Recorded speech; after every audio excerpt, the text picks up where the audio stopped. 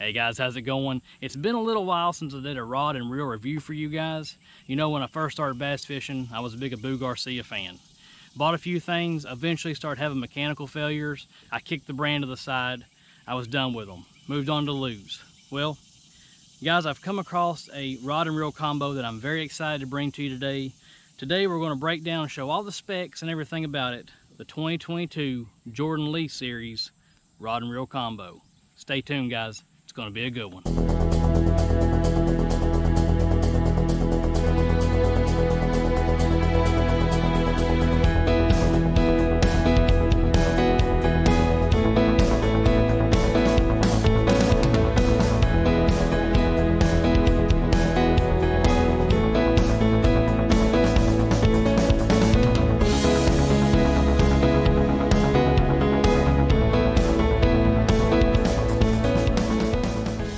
Alright guys, it's super hot out here, so I won't keep you very long.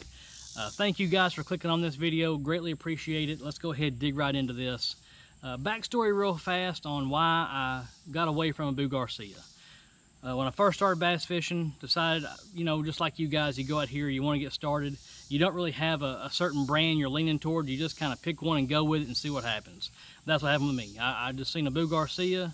Thought maybe it might be a good brand. Decided to buy a Silver Max and a Black Max baitcaster right off the Walmart shelf.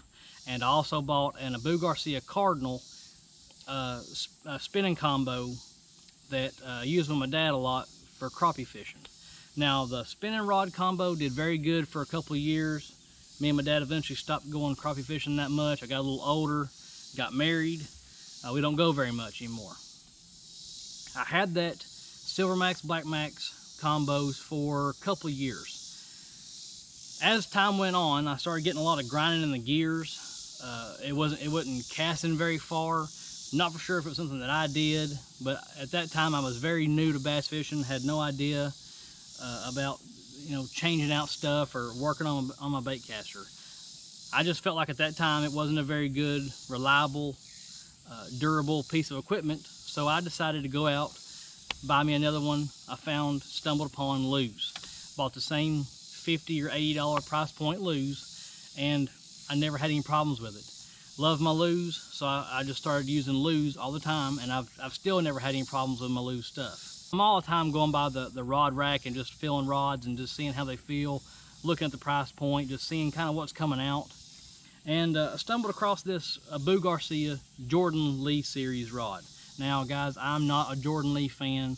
I couldn't tell you 3 things about him. It's just his signature series rod, which does not sell me at all on anything. I don't care whose name on it. I don't care if the rod and reel is pink and purple. The rod felt good in my hand, and it was a $90 rod. I said, that's a pretty nice rod. It's got a real nice tip to it. Now the tip is about, we're gonna call it an 80-20. You have 80% backbone, 20% tip. A lot of rods that you get, they say that they cross over to different techniques. This actual rod is for spinnerbaits and topwater. It is a, let's see, I think it's 6'10", medium heavy. Topwater spinnerbait rod. Not very good for anything else, I'll tell you why. It doesn't have a lot of backbone for worm fishing. The tip's too soft. You want to have a little more backbone for those single hook stuff. But with spinnerbaits and topwater, what's very important is to have a little bit of backbone to set that hook. And what's important on those spinnerbaits is when you go to cast, the tip will flex, and you can just really with ease, pinpoint location, put those spinnerbaits around some shallow cover. Also on topwater, when you, like say you're walking a spook or you're using a popper type lure, just the smallest little twitch of that rod, the rod will flex, keep slacking that line, and it will just make your lure not move forward too much. It'll keep it in that isolated area and make it a lot more efficient. That's what you want to look for in this type rod. And the weight is extremely light for a $90 rod. I love the action on it. Like I said, 80-20% on backbone to tip. The reel. Why I went ahead and decided to get the reel out of the case, check the reel out. Very good looking reel, guys. It's real comfortable in my hands, and as soon as I turned it over, extremely smooth. Even the Revo X kind of has that, you know, kind of a slow grind to the gears. This, I assume it's a Revo something or other.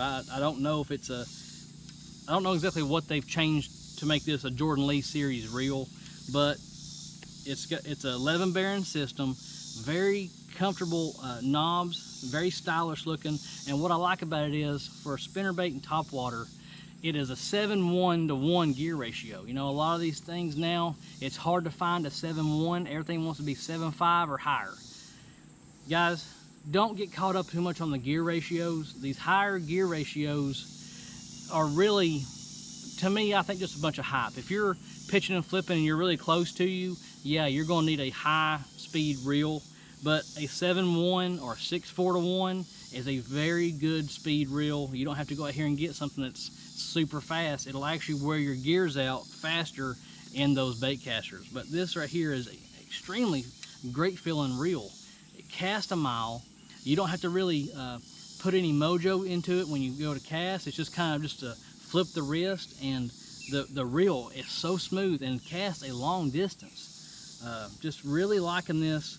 The reel is $107. I know it's kind of a weird price point. Most reels you see are between 99 and maybe 125 or 120.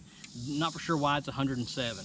I have found on Amazon a little bit cheaper, and just like always, guys, I will leave links in the description so you guys can go pick up these a little bit cheaper. I've also found a guy that I have dealt with on Facebook. His name's Christopher Stewart. He has an online discount tackle store. He has tons of top quality new stuff. I'll link his bio and stuff for Facebook. You guys can trust him. Very good guy on there. I've been following him now for going on 4 or 5 years. He sells a ton of stuff at some really good prices. So if you guys are interested in this, don't go out and spend the $100 and $200. You can find the reel for about 87 bucks, and I'm sure you could find the reel for about 75 to 80.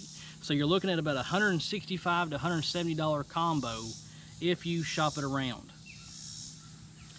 Like I said, guys, really highly impressed with this rod and reel. I actually like it so much, I'm thinking about going and buying about 5 or 6 more and just using this style of this series of rod for my everyday rod and reel setups.